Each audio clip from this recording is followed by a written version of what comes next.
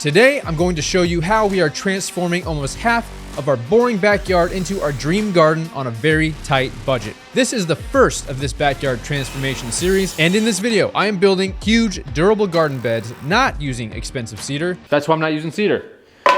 And I'll also be sharing a few tips on how we ended up actually making some money doing this to cover the cost of materials. There are free plans to the garden beds in this video's description. We're gonna build 8 raised garden beds right over there. Now this took us months to figure out how to do. There's not a lot of information out there, but if you're trying to build enough gardens to grow food for the year, especially in a suburban area, and you don't want to spend an arm and a leg on materials, this is the way to go. For under $300, we were able to get this entire pile of 2x12 Douglas fir boards. This is the only material we're gonna be building the garden beds out of. So here's what we're working with here. We have this whole blank canvas. We have this orchard here we planted just a little bit ago. We got these bricks for $100. We'll do the path in another video here. But basically we're gonna fence all of this off here, and the garden beds, we're gonna have 4 of them here, 4 of them here. So first up though, we have to remove the sod. Let's buzz through that real quick. Take out this sod, then we can lay some mat down. After we do that, let's cut the boxes down to size. And after that, we can start constructing our garden beds. Okay, so we got to start it up. Apparently you need to turn the switch on first before you crank it 500 times.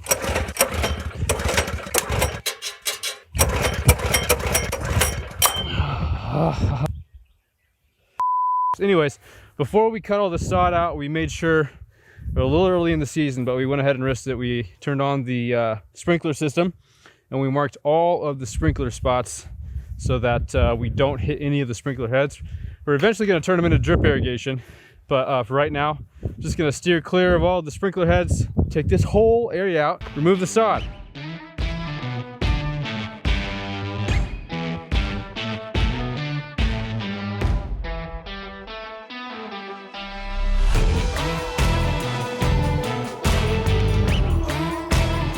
But yeah, here it is, guys. All the sod is up. So next we're gonna go ahead and put the weed barrier down to cover this up.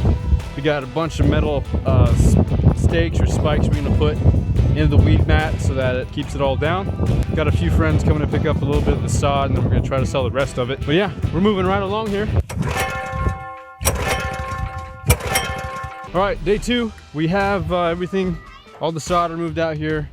We're roughing the path. This is what's gonna go to the chicken coop along the ground there. But right now we're just gonna put the weed mat down. I'm gonna get started on the garden boxes in the garage. We're gonna build 1 box first. Gonna multitask it. We're gonna use these 2x12 Douglas fir boards to build all the garden boxes. So this is dimensional lumber. So the actual dimensions is you got 1.5 inches thick by, it's not actually 12 inches. It is an 11-inch board.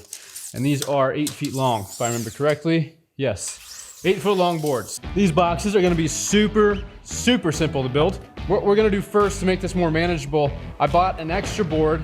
These are gonna be for all the 4 corners of all the 8 garden boxes. We're gonna rip this down into probably 2-inch strips, but first, just to make it easier to cut on the table saw, I'm gonna cut it in half, and then we'll start ripping it down on the table saw.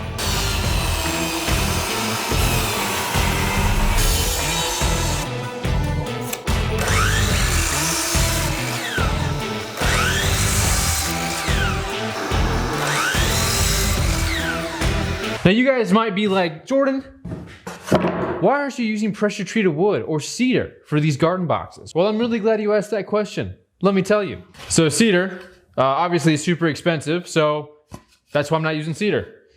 Well, what about pressure treated wood? Let's get technical for a second. In 2004, they actually stopped treating pressure treated wood with arsenic-based chemicals. They switched over to a copper-based chemical, so it was deemed safe for garden use. Now, research shows today that it still is fairly safe to use for gardens, but other research suggests that it still might not be as safe as using not treated wood. So to play it safe, We're not gonna be using pressure treated wood for our garden. You know, you guys do whatever you think is best for your garden. It's probably not that big a deal, but I like to play it on the safe side. So we are going with good old Douglas fir. Now, Douglas fir just by itself is not going to, you know, hold up for a long time, not nearly as long as cedar or pressure treated, obviously, but it is a fraction of the cost and it does hold up better than pine. Something you could do to make sure that this lasts even longer is coat it with some linseed oil. Not the boiled linseed. They say they use chemicals in that to actually heat it up.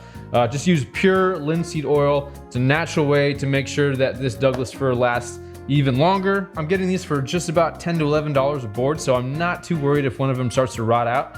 I'll just swap the board out. You guys build yours however you want. I'm choosing Douglas fir because of the reasons I just stated. There's a little technical tip with Jordan. Thank you guys for asking such great questions in this video. Let's go ahead and move on. All right guys, so here's what we got so far. We got the brick path we're laying here. We're not gonna do that in this video, but stay tuned. My wife is laying out where the garden beds are gonna go. We've got 2 on this side and 6 on this side. You were just saying something. What was that you were saying? Oh, I was just saying that, like, the amount of research and time that it takes to even just get to this point, you have to understand your pollinators, you have to understand how your fruit trees work and how close together they need to be and if they're blooming at the same time. Even just measuring like the square footage of the garden and figuring out how much weed barrier mat we needed or how many raised beds are going to fit in this space.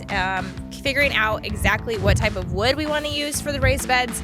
We didn't want anything toxic that was pressure treated, but we also didn't want to spend $2,000 on raised beds. Like, all of that just has gotten us just to this point. What she said. So right now, we brought the saw here on the mobile stand because I didn't want to keep walking around. We got the layout, we got the supports cut. We're gonna build one entire box. These are so simple, guys. We're just gonna cut all these in half, and that'll give us roughly our 4 by 8 foot beds.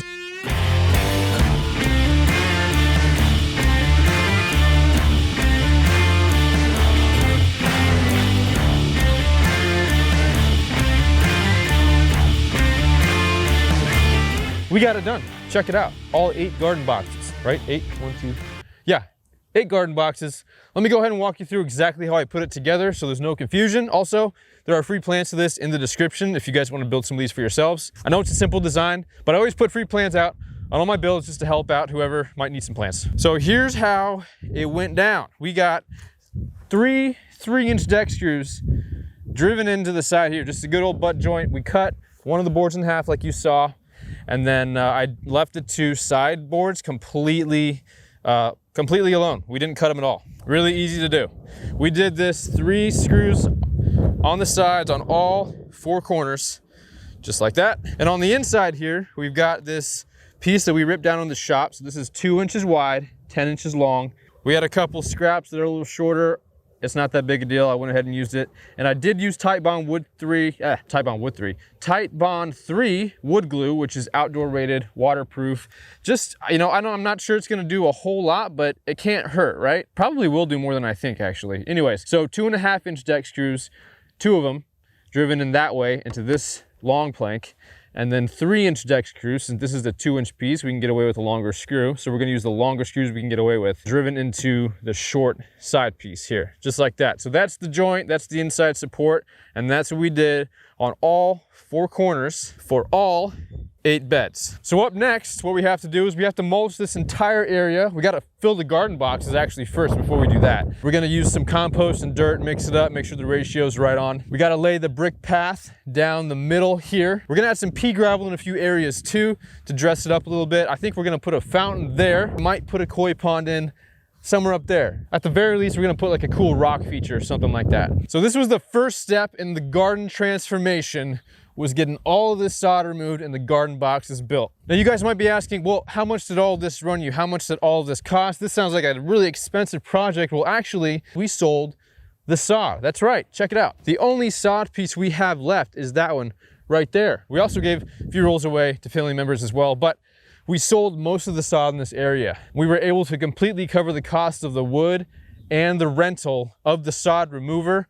I think we spent about $100 on the weed mat. We have some friends helping us out with the compost and dirt, so we might be getting all of that for free. The mulch we're gonna get for a few $100. We got the bricks for $100, so all in all, you know, for this being such a big space, we're actually not spending that much money on it if you do it right. If you guys are removing sod and you're removing a big area like this, be sure to post on some place like Facebook Marketplace. Just see what sod is going for in your area and then mark the price down just a little bit. It actually went pretty quick. We were able to sell most of it in 2 days. It was a little bit of work to try to pick it all up and get it in people's trucks, but we're not spending a lot of money on this, which is the goal of this garden build out series. So again, check out the free plans in the description to the garden boxes. If you guys want to see the rest of this garden build out and see how it turns out, be sure to subscribe. I'm going to be documenting the whole process so you guys can see exactly how we build everything. So you don't want to miss it. Subscribe, like the video, and I'll see you guys in the next video.